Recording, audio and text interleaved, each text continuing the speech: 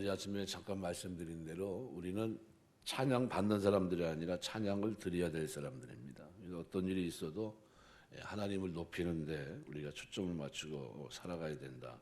아버지께서 내게 하라고 주신 일을 내가 이루어 아버지를 이 세상에서 영화롭게 하였사오니, 요한복음 17장 4절, 우리 예수님의 삶을 아주 함축적으로 잘 표현해 준 그런 말씀이 아닌가 생각이 됩니다. 오늘 13절에 보면 그렇게 표현합니다. 여호와의 이름을 찬양할지어다. 그의 이름이 홀로 높으시며 그의 영광이 땅과 하늘 위에 뛰어나심이로다.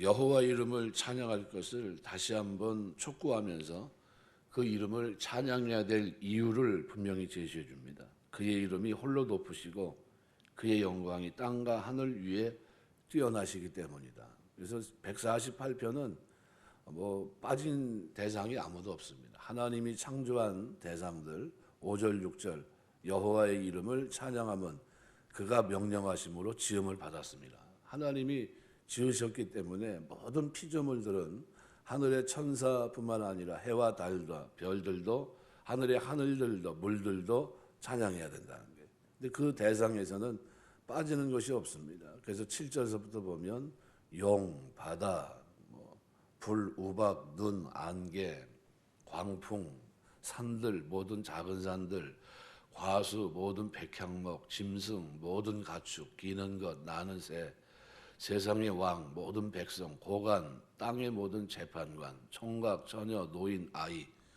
대상이 없다는 거예요. 누구든지 예외 없이 마땅히 누구한테 하나님 앞에 영광 돌려야 됩니다. 그래서 여호와의 이름을 찬양해야 된다는 겁니다. 그래서 있는 곳에서 그 상황에서 어려운 상황이라 할지라도 그 자체로, 왜냐 하나님은 선하신 분인데 그렇게까지 하시면 분명히 목적이 있거든요. 그래서 그 선하신 하나님을 우리가 신뢰한다면 모든 환경에서 찬양해야 됩니다. 바울과 실라, 여러분 잘 아시는 대로 두들겨 맞아가지고 가서 있는데 그게 자기가 가려고 했던 게 아니라 하나님이 가라고 해서 간 거거든요.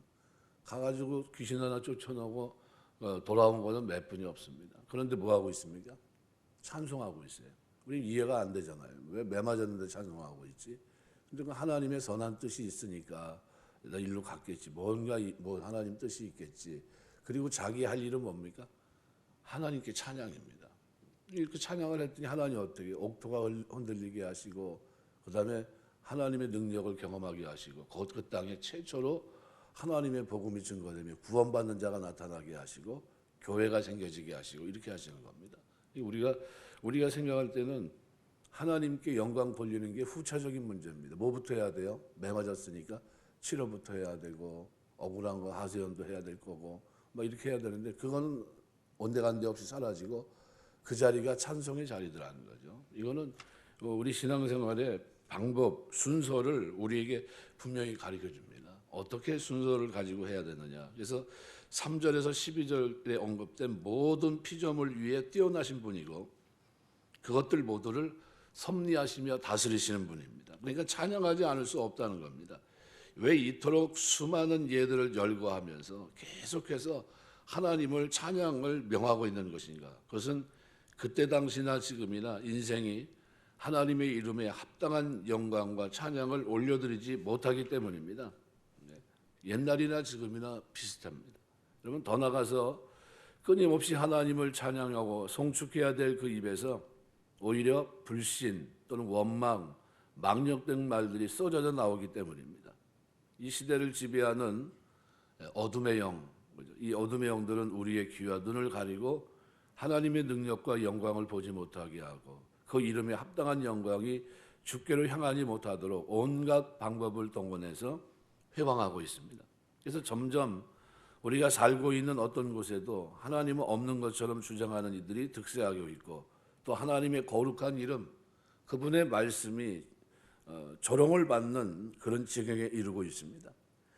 사람들은 하나님 대신 돈 또는 명예, 권력, 쾌락 이것을 사랑하고 그것을 찬미하고 거기에 충실한 삶을 살아가고 있습니다. 심지어 사단은 성도들마저도 미혹해서 하나님을 찬양하는 이 순수한 찬양을 오염시키고 악하고 불순한 요소들을 거기에 가미하고 있습니다. 오늘날 그게 뭐냐 하면 종교다원주의입니다. 상대주의를 만들어서 종교 간의 대화라고 하는 것을 만들었는데 사실은 이게 맞지 않습니다. 하나님 찬양하되 하나님만 찬양하지 못하도록 하고, 하나님은 높으신 분이지만 홀로 높으신 분이 아니라고 생각하게 하고, 하나님을 다른 잡신들과 같은 존재로 전락시켜버리는 겁니다.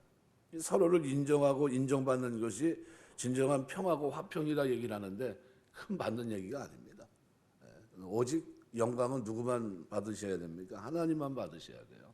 근데 그걸 어떻게 평가절하시켜서 절대자를 어떻게 해요? 상대화시켜서 상대적으로 여기도 신이다 이렇게 얘기하는 걸 받아들일 수 있겠습니까? 말이 안 되는 겁니다. 그래서 이러한 참 진리, 참된 찬양의 소리가 사그러드는 듯한 혼탁한 세상을 향해서 시인은 아주 단호하게 얘기합니다. 그 이름이 홀로 높으시며 그 영광이 천지에 뛰어나시다고 선포하면서 하나님만을 찬양하고 송축할 것을 명하고 있는 겁니다. 이러한 본문의 말씀은 우리에게도 너무나도 절실하고 이 시대를 사는 우리에게 유효한 말씀입니다. 하나님을 세상의 잡심전도로 여기고 참 진리와 인생의 참 가치를 상실해버린 이 시대를 향해서 우리는 단호히 하나님만이 참신이고 홀로 높으시고 천지에 뛰어나신 분이라고 고백할 수 있어야 됩니다. 이런 은혜가 있게 되시길 주의 이름으로 축원합니다. 그래서 하나님께만 올려야 하는 이 찬양을 다른 곳에 돌리는 것을 단호히 거부해야 됩니다. 삶의 순서도 바르게 정립이 돼가야 됩니다. 이것이 우리가 끝까지 붙잡아야 될 최고의 가치고 생명을 걸고 지켜야 될 진리가 아닌가 생각이 됩니다. 사무엘하 7장 22절 보시면 그런즉 주 여호와여 주는 위대하시니 이는 우리 귀로 들은 대로는 주와 같은 이가 없고 주 외에는 신이 없음이니이다. 신이 없어요. 오직 하나님 한 분만 신이십니다. 디모데 전서 6장에도 보면 15절 16절에 이렇게 표현합니다. 기약이 이르면 하나님이 그의 나타나심을 보이시리니 하나님은 복되시고 유일하신 주권자이시며 만왕의 왕이시며 만주의 주시여 오직 그에게만 죽지 아니함이 있고 가까이 가지 못할 빛이 거하시며 어떤 사람도 보지 못하였고 또 볼 수 없는 이시니 그에게 존귀와 영원한 권능을 돌릴지어다. 아멘. 이렇게 되어 있습니다. 여러분 하나님께만 영광 돌리는 겁니다. 다른 대상은 영광의 대상이 아닙니다. 오직 하나님만, 그분만을 높여야 됩니다. 우리가 그렇게 사시길 주의 이름으로 축원합니다. 가장 중요한 게 하나님. 그래서 14절은 바로 그 얘기를 합니다. 그가 그의 백성의 뿔을 높이셨으니, 그가 그의 백성의 뿔을 높였다. 감격과 감사의 찬양, 그것은 하나님 백성의 가장 확실한 증거인데 하나님이 어떤 분인지를 14절 소개하면서 그 백성의 뿔을 높이셨고 모든 성도의 찬양거리가 되셨다고 선포합니다. 그의 백성, 모든 성도 같은 의미의 말들입니다. 하나님께서 모든 성도의 뿔을 높이셨다는데 뿔은 보통 두 가지를 얘기합니다. 하나님의 구원, 사무엘하 22장 3절, 또 사무엘상 2장 1절 기록한 대로 아주 높고 영광스럽게 되는 것을 상징합니다. 구원, 뿔을 보통 그렇게 얘기합니다. 이 두 가지가 다른 게 아닙니다. 하나예요. 그러니까 우리가 비천하고 범죄로 오염되어 있고 죽을 운명 또 영원한 심판에 던져질 수밖에 없는 인생이 구원을 받았다는 것 자체가 큰 영광을 얻었다는 것과 같은 것이기 때문입니다. 그래서 이 구원을 맛보고 경험한 사람들은 하나님을 찬양하지 않을 수가 없습니다. 출애굽 당시 이스라엘 백성들이 하나님의 구원을 체험할 당시 그때의 상황을 한번 생각해 보십시오. 애국 군대가 바다에 수장되는 것을 보면서 무슨 생각을 했겠습니까? 태시와 하나님의 구원의 큰 구원을 경험합니다. 자기를 괴롭혔던 사람들, 그죠? 애굽에 있을 때는 매일 아주 힘들게 했던 그 사람들, 좀 유형이 있었잖아요. 그 당시로 말하면, 요즘으로 말하면 뭐냐, 탱크를 몰고 지금 쫓아오는 겁니다. 그때 당시 전차 아닙니까? 그걸 뒤에서 쫓아오는데 감당할 길이 없어요. 그런데 그것이 다 바닷속에 수장된다고 생각해 보십시오. 하나님이 그들을 구원하기 위해 바닷길을 여셨어요. 밤새 동풍이 불고 아라비아 동풍을 통해 어떻게 해요? 마른 땅처럼 지나가게 하셨습니다. 여러분 그 능력을 그 자리를 지나간다고 했을 때 하나님의 구원이 얼마나 큰 것인지 그 가치를 깨닫게 되었을 때 그 자리에서 그것을 통과하면서 찬양하지 않을 수가 없는 겁니다. 하나님은 자신들의 주여 하나님이라고 고백하지 않을 수 없었습니다. 구원을 깨닫고 그 은혜의 가치를 아는 사람들은 그래서 은혜 주신 하나님을 찬양할 수 있습니다. 그래서 시인은 오늘 후반부에서 하나님을 가까이 모신 백성, 하나님의 후손들, 주를 믿는 모든 성도들은 하나님을 찬양하지 않을 수 없음을 말했던 겁니다. 시편 33편 1절 보면 너희 의인들아 여호와를 즐거워하라. 찬송은 정직한 자의 마땅히 할 바다 그랬습니다. 여러분 어제도 저녁 예배 잠깐 드리면서 제가 그 얘기를 했습니다. 우리가 마태복음 4장에 보면 예수님께서 공생을 시작하시기 전에 시험을 받는 장면이 나옵니다. 그런데 가만히 들여다보면 세 가지 시험을 하셨구나, 시험을 받으셨구나, 사단이 주린 예수님에게 도전을 했구나, 뭐 이렇게만 좀 이해하면은 그냥 지나가기 쉬운데, 그런데 그게 질문 자체가 거꾸로 된 질문입니다. 무슨 얘기냐면 모세가 신명기에서 제일 우선에 둔 게 뭡니까? 하나님 경외하는 것입니다. 삶에 하나님을 경외하는 것을 삶에 가장 최우선에 두고 그 다음에 하나님이 내 삶을 인도하는 것을 의심하지 말라. 먹고 사는 것은 하나님이 해결해 주신다. 그리고 어떻게 광야에서 40년간 먹이십니다. 그러면서 뭐라고 신명기 8장 3절에 보면 뭐라고 변합니까? 사람이 떡으로만 사는 것이 아니라 하나님의 입으로 나오는 모든 말씀으로 산다. 그 얘기를 했거든요. 근데 이게 첫 번째 질문에 대한 대답이 신명기 8장 3절입니다. 근데 그 질문이 사실은 어떤 질문입니까? 나중에 나와야 될 질문입니다. 제일 중요한 질문은 뭡니까? 신명기 6장 13절이에요. 한번 성경 한번 볼까요?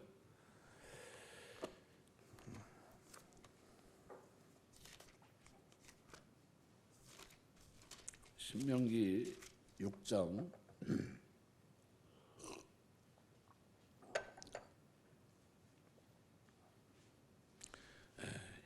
봉독해 드리겠습니다. 내 하나님 여호와를 경외하며 그를 섬기며 그의 이름으로 맹세할 것이니라. 이게 사실은 첫 번째 질문을 들어가야 됩니다. 왜요? 이게 하나님 경외하는 게 우선순위니까. 두 번째 질문이 7장 16절입니다. 그래서 대답이 7장 16절에 보면 내 하나님 여호와께서 내게 넘겨주신 모든 민족을 내 눈이 긍휼히 여기지 말며 진멸하며 그들의 신을 섬기지 말라. 그것이 내게 올무가 되리라. 7장 16절 말씀. 첫 번째 질문이 8장 3절입니다. 신명기 8장 3절. 너를 낮추시고 너를 줄이게 하시며 또 너도 알지 못하며 내 조상들도 알지 못하던 만나를 내게 먹이신 것은 사람이 떡으로만 사는 것이 아니요 여호와 입에서 나오는 모든 말씀으로 사는 줄을 내가 알게 하려 하심이니라. 여러분 가만히 들여다보면 별 의미를 못 느낄 수도 있습니다. 그런데 이게 예수님 마태복음 4장에 넘어가서 보시면 시험을 어떻게 시험합니까? 먹는 거 문제부터 시험합니다. 먹는 문제. 그래서 돌들로 떡덩이 되게 하라. 첫 번째 질문입니다. 두 번째가 하나님의 아들이거든 성전에 놓고 뛰어내리라. 천사가 너희를 다치지 않게 할 거다. 세 번째는 내게 엎드려 경배하면 이 모든 것을 내게 주겠다. 다 어떻게 해요? 이 시험을 다 이기십니다. 근데 순서는 어떻게 되어 있습니까? 이 순서가 잘못된 순서입니다. 무슨 말이냐면요. 우리가 광야에 딱 들어가면 제일 먼저 눈에 오는 게 뭡니까? 뭐 먹고 살지입니다. 뭐 먹고 살지? 마실 물은 있나? 이스라엘 백성이 실제로 광야에서 뭘 합니까? 제일 먼저? 그 고민에 빠져요. 원망합니다. 바로 곧바로. 하나님이 우리를 인도하면서 이게 뭐지? 먹을 것도 없고 마실 물도 없는데 여기서 어떻게 살라는 거야? 그러면서 어떻게 원망합니다. 근데 그 전에 어떤 일이 있었습니까? 하나님은 그들에게 큰 능력을 보이셨어요. 네, 어마어마한 능력을. 근데 40년간 나중에는 가나안 땅 올라가라고 했더니 못 올라간다고 해서 그들을 다 광야에서 진멸하면서 그 후손들을 어떻게 합니까? 40년간 훈련시키는데 무슨 훈련시킵니까? 하나님 경외하는 거 훈련시킵니다. 하나님 말씀으로 사는 거. 40년간 만나와 메추라기를 먹이시고, 그죠? 거기서 하나님만 섬기고, 하나님 앞에서 살아가는 거. 오직 하나님께 찬송과 영광을 돌리는 거. 그거를 그들에게 가르치십니다. 아, 이게 우리가 하는 게 아니라 하나님의 은혜로 사는구나. 그걸 가르칩니다. 하나님 경외하는 거. 그러면서 어떻게 해요? 그 먹고 마시는 건 뭐예요? 경외하는 자에게 수반되는 따라가는 것으로 그들에게 주어진 겁니다. 그죠? 그들이 먹을 것을 구해서 주어진 게 아니라 그것이요?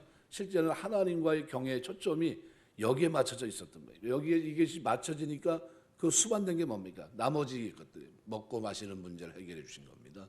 그런데 이 문제가 결국은 우리가 이 신앙생활 하는 동안에도 똑같은 문제로 우리에게 주어지고 있다는 거예요. 대부분의 사람들이 생각해요. 뭘 생각하냐면 이 세상에서 먹고 살 거리를 일단 준비해 놓고 그 다음에 시간이 있으면 하나님 경외하고 찬송하고 영광 돌리고 이렇게 생각합니다. 근데 이거는 그렇지 못해요. 그거는 잘못된 생각입니다. 뭐부터 해야 됩니까? 하나님 경외하는 거. 다른 거 없어도 그 문제만이 먼저 해결이 돼야 된다는 거예요. 이 절대적인 이 신앙, 나는 오직 하나님 영광에 삽니다. 나는 하나님 말씀의 은혜로 삽니다. 이거를 우리가 먼저 내 마음속에 새기고, 그죠? 내 마음속에 새기고 그렇게 살아갈 때 우리가 사단의 시험으로부터 승리하고 그 속에서 하나님의 나라를 확장하면서 달려가는데 쓰임받는 귀한 종들이 됩니다. 여러분 그런 은혜가 있게 되시길 주의 이름으로 축원합니다. 그래서 이 시험의 순서가 거꾸로 돼 있다. 하나님 경배하라, 하나님 시험하지 말아라. 사람이 떡으로만 사는 것이 아니라 하나님의 말씀으로 사는 것이다 라는 이 구조, 신명기 구조를 뒤집어 버렸어요. 그래서 돌들로 똑덩이 되게 하라. 하나님의 아들이거든 뛰어내려라. 내게 엎드려 경배하면 모든 것을 주겠다. 이거 제일 먼저 질문은 사실은 뭐예요? 초점은 하나님 경배에 있다는 거예요. 경배. 하나님 시험하지 말고 말씀대로 사는 거, 그죠? 떡 그건 뒷부분인데 그런데 사단은 그걸 교묘하게 앞과 뒤로 확 바꿔버렸어요. 착각을 일으킵니다. 그래서 먹고 사는 문제를 먼저 해결하고 그래서 여러분 요한복음 6장 보시면은 오병이어의 기적이 일어나는데 뭘 오버랩 시킨 거냐 하면 이 광야에서 하나님이 먹이신 걸 오버랩 시킨 겁니다. 그럼 거기에 초점은 뭡니까? 하나님 경외하는 겁니다. 하나님 경외. 말씀입니다. 그런데 와가지고 어떻게 해요? 기적을 보고 떡을 먹은 배부른 까닭에 하나님께 왔던 사람들은 다 어떻게 돼요? 다 갑니다. 그러니까 예수님 물어봐요. 너희도 가려느냐? 영생의 말씀이 여기 있으니 우리가 누게로 가오리까? 영생의 말씀은 뭡니까? 하나님 경배의 대상, 경배의 대상이 여기 있는데 내가 어디로 가겠냐 이런 뜻이에요. 그러니까 우리가 신앙생활하면서 제일 먼저 초점이 광야 같은 세상에서 우리가 첫 단추를 잘 끼야 되는데 예수 믿으면서 그게 뭐냐 하면 먹고 입고 마시는 문제가 아니라 무슨 문제예요? 하나님에 대한 절대 신앙, 유일 신앙, 오직 하나님 유일신 신앙이 내 마음속에 내 삶에 바르게 뿌리 내려야 되고 바르게 정립이 돼 있어야 그 다음서부터 어떻게 해요? 그로 말미암아 은혜로 주어지는 것들에 대해서 혼돈과 착각을 일으키지 않고 하나님을 시험하지 않고 원망하지 않고 그 속에서 어떻게 하나님 주신 자도 여호와시요 취하신 자도 여호와시니 여호와 이름이 찬송을 받을지어다 하고 입술로 범죄치 않게 된다는 거예요. 우리가 그렇게 사시길 주의 이름으로 축원합니다. 이게 하나님 백성들의 모습이에요. 이게 모습이지 그 영광은 내가 형편이 좋아지면 하나님께 영광 돌리고 형편이 나쁘면 하나님께 영광을 돌리지 못하고 이게 아닙니다. 우리는 항상 뭐예요? 범사에 감사. 모든 일을 하면서 하나님 그 존재만 생각하면 어때요? 감사한 거예요. 나를 은혜로 부르신 하나님, 나의 주가 되신 그 하나님, 그죠? 홀로 영광과 찬송을 받기에 합당하신 그 하나님만 생각하면 우리가 늘 감사해야 됩니다. 말씀 맺겠습니다. 오늘 본문은 그런 의미에서 본다면 너무나도 아름다운 찬양입니다. 여호와의 이름을 찬양할지어다. 그의 이름이 홀로 높으시며 그의 영광이 땅과 하늘 위에 뛰어나심이로다. 이 찬양은 이 광야 시대를 살고 하나님이 나의 주라고 고백하는 사람들이 이 땅에서 부를 가장 아름다운 노래예요. 하나님만 높이는 노래이기 때문입니다. 이 높임이 저와 여러분의 신앙생활에 있어서 이 광야길 걷는 동안 돌들로 떡덩이 되게 하는 이 시험을 이기신 주님, 그는 세 번째 나와야 될 시험인데 그것이 첫 번째가 되지 않고 순서가 뒤바뀌지 않고 오직 하나님 유일신 신앙 가지고 하나님 높이며 살 수 있는 저와 여러분 되시길 주의 이름으로 축원합니다. 기도하겠습니다.